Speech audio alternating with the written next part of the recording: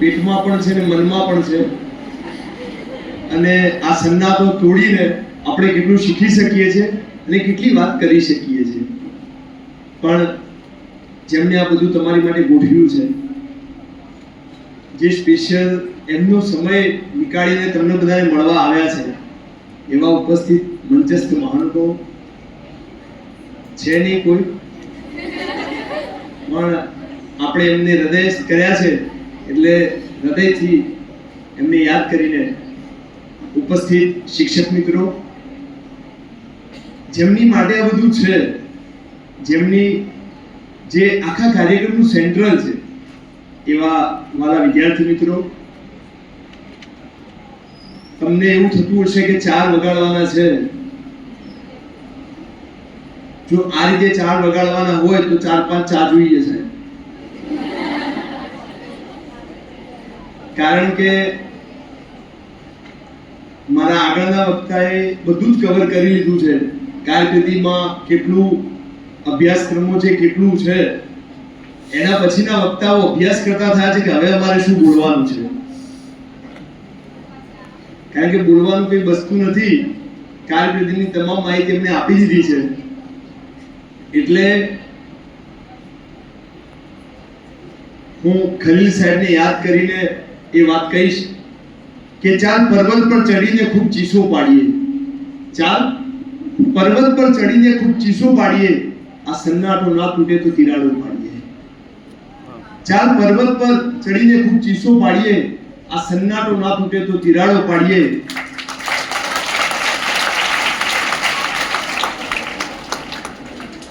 ચાલ પર્વત પર ચડીને ખૂબ ચીસો પાડીએ, આ સન્નાટો ના તૂટે તો તિરાડો પાડીએ.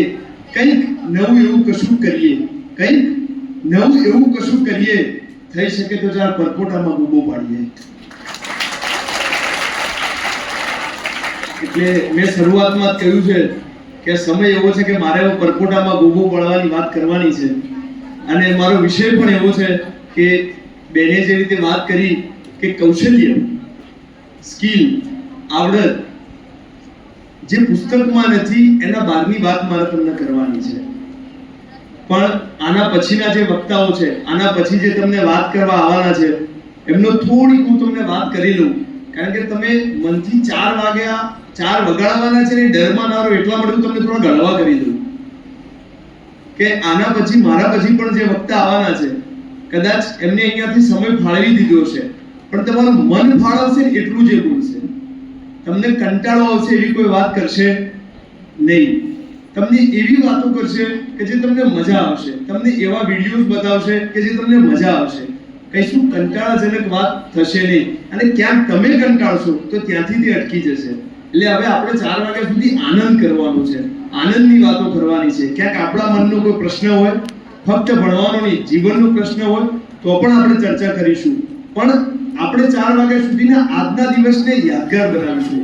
આપણે ગુજરાતીમાં ભણીએ છીએ ને કે ભાઈ આજની ઘડી તે રણિયામણી, એટલે એ ફક્ત ગરબા માટે નથી કે આજની ઘડી તે રણિયામણી, પણ આજની ઘડી, પ્રેઝન્ટ ટાઈમ, જે વર્તમાન સમય છે એનાથી શ્રેષ્ઠ કોઈ સમય નથી.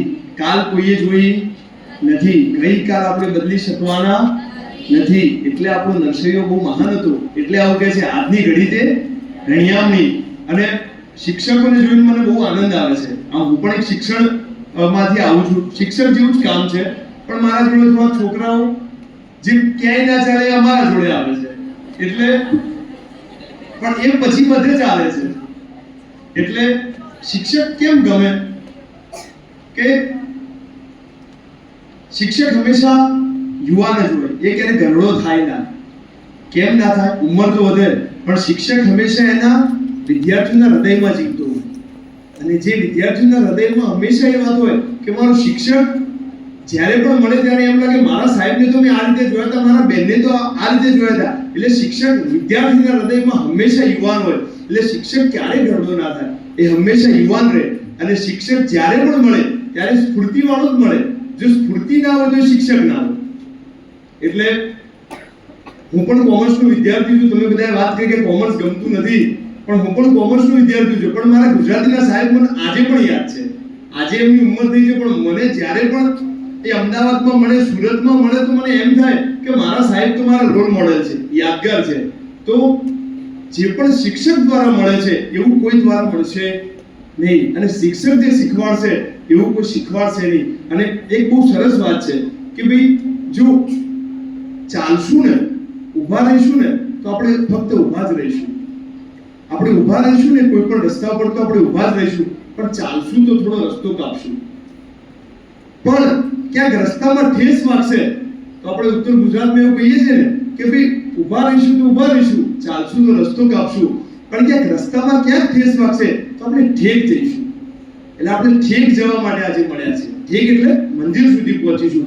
એટલે ક્યારેક શિક્ષક બોલે, ક્યારેક કાન આપણો આંબળે તો એનો મતલબ એમ નથી કે આપણને બોલે છે, પણ આપણને ઠેસ વગાડે છે. ઠેસ વાગશે તો જ ઠેક સુધી પહોંચીશું, બાકી તો આપણે ફક્ત રસ્તો કાપીશું. તો મિત્રો, એક સરસ મજાની વાર્તા છે. એ મિત્રો એટલે કહું છું કે મારી માટે સ્ત્રી પુરુષના કોઈ ભેદભાવ નથી. તમે બધા મારા મિત્રો છો. તો એક સરસ મજાની વાર્તા છે. કારણ કે મારે, મેં કીધું ને 12:30 થાય એટલે મારું કામ સન્નાટો તોડવા માટે મને મોકલ્યો છે. એટલે જો હું મારી વાતો કરીશ તો સન્નાટો વધી જશે. એટલે એક વાર્તા છે, અને વાર્તા કહીને હું મારા વિષયને વધુ ન્યાય આપીશ કે એક છોકરો હતો. ભાવનગર જિલ્લો, ભાવનગર સાંભળ્યું છે ને તમે? ભાવનગર જિલ્લો, ભાવનગર જિલ્લાનું લાખાવાડ કરીને ગામ. ત્યાંનો એક છોકરો, નાનો, પાતળો, હાઈટમાં પણ એ ઓછો, અને બહુ હોશિયાર છોકરો. એને વાંચનનો શોખ. એના જોઈન્ટ ફેમિલીમાં રહે એટલે એને અલગ અલગ પુસ્તકોનો અભ્યાસ કરવાનો લાવો મળ્યો, અને એક સંયુક્ત કુટુંબનો પણ